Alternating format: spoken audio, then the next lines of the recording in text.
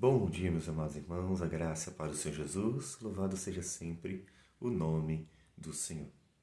Acredito que o brasileiro nunca esteve tão perplexo em relação ao contexto social quanto em nossos dias. Não só por causa da pandemia, mas porque é curioso que em nossos dias as pessoas estejam mais atentas a tudo o que acontece. Não é porque aumentou o problema, mas porque as pessoas passaram a estar mais atentas aos problemas. Davi também nos conta como ele estava vendo problemas em seus dias. E lá em Salmo 55, versículo 9 a 11, agora, dando sequência a este salmo, Davi diz assim: Destrói, Senhor, e confunde os seus conselhos, porque vejo violência e contenda na cidade. Dia e noite giram nas suas muralhas e muros adentro campeia a perversidade e a malícia. Há destruição no meio dela. Das suas praças não se apartam a opressão e o engano. Então observe que Davi está observando o contexto social e não está nada bem. Realmente, ele diz que há dentro da cidade violência, contenda, perversidade, malícia, opressão e engano. Bem característico das cidades que vão crescendo e o homem vai multiplicando a sua maldade. A pergunta é: o que a gente faz quando observa que na cidade há essas coisas? Que há contenda, que há violência, que há perversidade, injustiça, tantos pecados. Como nós observamos até esses dias, como as pessoas estão aproveitando-se e manipulando até mesmo a pandemia, um momento em que as pessoas deveriam estar se cuidando ou cuidando umas das outras. O que a gente deve fazer? Observe que isso não é novidade, porque inclusive lá em Gênesis capítulo 18, nós encontramos Deus falando com Abraão sobre o propósito de destruir Sodoma e Gomorra. Tudo lá, com certeza, estava mal mesmo, a tal ponto de Deus dizer assim: ó, chegou no limite. Então, para Deus dizer que chegou no limite, aquele que é o Deus de toda paciência, porque o negócio estava muito ruim mesmo. Lá em Gênesis capítulo 4, nós não vemos Deus falar isso. E olhe que na cidade que Caim construiu, uma cidade formada de pecados, nós vamos encontrar vários pecados: o orgulho, a vaidade, a poligamia. Nós vamos encontrar a injustiça. Um homem que matou o Lameque, matou duas pessoas por causa que essas pessoas bateram nele. Então, havia uma série de problemas sociais na cidade de Caim, de Gênesis capítulo 4. E mesmo assim Deus não a destruiu. Significa que a paciência de Deus ainda estava suportando os pecados, como acontece em nossos dias. Mas em Sodoma e Gomorra o negócio cresceu tanto que Deus resolveu dar cabo daquela cidade. E ele conta isso para Abraão. E a primeira coisa que a gente aprende ali com Abraão é algo semelhante ao que Davi faz: clamar ao Senhor, orar ao Senhor. Abraão fala com Deus e nesse momento ele intercede pelo povo de Deus que está lá dentro. Ele diz assim: e aproximando-se ele disse: Destruirás o justo com o ímpio? Se houver porventura 50 justos na cidade, destruirás ainda assim e não pouparás o lugar por amor dos 50 justos que nela se encontram?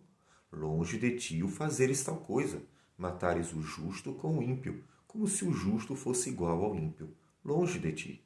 Não fará justiça o juiz de toda a terra? A primeira coisa que Abraão faz é interceder a Deus pelos justos, ou seja, pelas pessoas que não estão praticando a injustiça, pelas pessoas que não estão fazendo o mal, pelas pessoas que não estão sendo desonestas, que não estão se aproveitando das outras. Ele intercede pelas pessoas que procuram fazer o que agrada a Deus. Então, você, diante do contexto social, como Davi, que estava vendo todo tipo de maldade, uma coisa que você já pode fazer: ore ao Senhor em favor daqueles que querem a justiça, que querem o que é certo, que querem a verdade, em favor daqueles que de fato desejam construir cidades que sejam boas, que sejam agradáveis. que não estão tentando enriquecer a todo custo, que não estão tentando se aproveitar das outras, que não estão tentando corromper tudo, que não estão fazendo da cidade um lugar de violência e maldade. Interceda pelo que é bom. Interceda pelos cristãos, interceda pela igreja de Jesus, para que Deus cuide dela. Em Abraão, é interessante que Deus ouve Abraão e diz que se houvesse ali pessoas que realmente estavam lutando pelo que é bom, ele pouparia toda a cidade por amor àquelas pessoas. Interceda por aqueles que ali dentro estão fazendo aquilo que é bom. Interceda. Davi intercede pedindo que Deus faça alguma coisa. Não como Abraão, mas ele intercede. E quando ele intercede para que Deus faça alguma coisa, ele, de uma certa forma, está também pedindo que Deus cuide daqueles que buscam ao Senhor, que querem o que é justo, o que é certo. Porque uma vez que Deus destrua os que estão destruindo, Deus está livrando aqueles que estão construindo. Como Abacuque, que também fica perplexo em ver tanta maldade em seus dias, que pede a Deus, Deus, faz alguma coisa, o que está acontecendo? Porque a perplexidade de Abacuque é diante do contexto social de seu povo. Na verdade, é o mesmo de Davi. Senhor, faz alguma coisa. E Deus também dá a resposta. Veja que nós temos três personagens que estão se deparando com um contexto social caótico. E todos os três personagens, diante do contexto social caótico, tomam a mesma atitude: clamar a Deus. Essa é uma atitude que parece que está em escassez em nossos dias. A primeira coisa que nós temos visto, a atitude de cristãos, inclusive, é apenas estar esbravejando, estar tentando tomar atitude com as próprias forças. E a primeira atitude que ele tem que fazer não é tentar se vingar, não é tentar ser um tipo de justiceiro. Ainda que dê vontade, eu confesso que eu mesmo, muitas vezes, tive vontade de fazer justiça com as próprias mãos. Todavia, Deus nos ensina a nos aquietar, como veremos Paulo falar, mas colocar tudo diante do Senhor. Porque Deus age, olhe, e vou dizer, muito mais do que você. E Deus responde a Abacuque. Deus providencia uma nação impiedosa para castigar aqueles que estavam fazendo injustiça e maldade dentro, no meio da cidade do povo de Deus. Ou seja, Deus, de fato, providencia. Então, nosso clamor, como o de Davi, é: Senhor, faz alguma coisa, Senhor. Não deixa. A tua palavra diz que o Senhor é quem se vingará dos teus inimigos. Então, providencia, Deus, justiça, para que o teu povo seja livrado das mãos dos homens maus, daqueles que destroem, daqueles que estão sempre achando que são melhores do que os outros e querendo destruir os outros para se aproveitar desses outros. Isso a gente deve colocar diante do Senhor. Porque Deus é justo e Ele faz justiça, sempre faz justiça no seu devido tempo. E Abacuque tem essa resposta, que Deus providenciaria um castigo para a nação que estava pecando. Só que essa nação era o próprio povo de Deus, Israel. E lá em Timóteo nós encontramos Paulo. Paulo falando como a igreja deve proceder diante dos contextos sociais. Até porque a igreja não é mais uma nação. A igreja é um povo dentro de nações. Então, ela precisa saber lidar com os diversos contextos, diversas políticas, diversas situações. Ela precisa saber lidar com o fato de que ela está dentro de nações em que normalmente são ímpias, são pagãs, governadas por homens que têm interesses próprios. E Paulo ensina a igreja dizendo assim, em 1 Timóteo capítulo 2. Antes de tudo, pois, exorto que se use a prática de súplicas, orações, intercessões, ações de graças em favor de todos os homens, em favor dos reis e de todos os que se acham investidos de autoridade, para que vivamos vida tranquila e mansa, com toda piedade e respeito. E isto é bom e aceitável diante de Deus, nosso Salvador. E no versículo 8 ele diz: quero, portanto, que os varões orem em todo lugar, levantando mãos santas, sem ira e sem animosidade.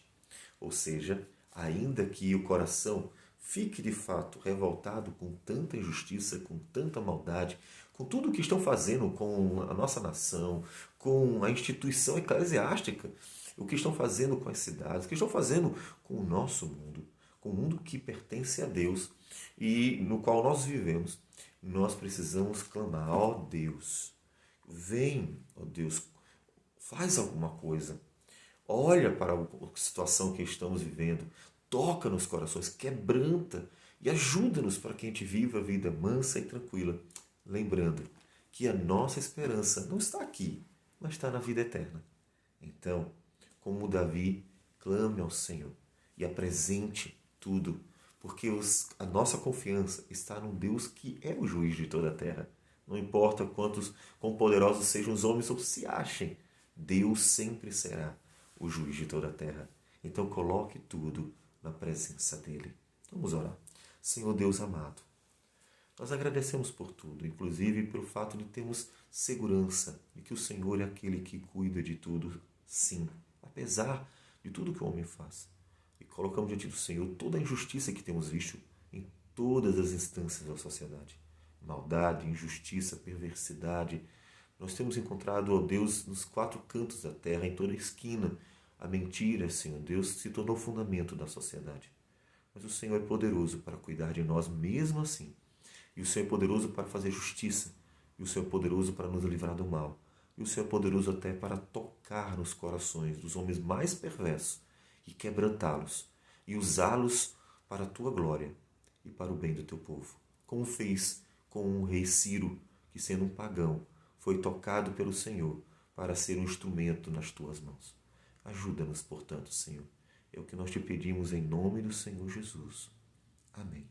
Que Deus abençoe a todos e um bom dia.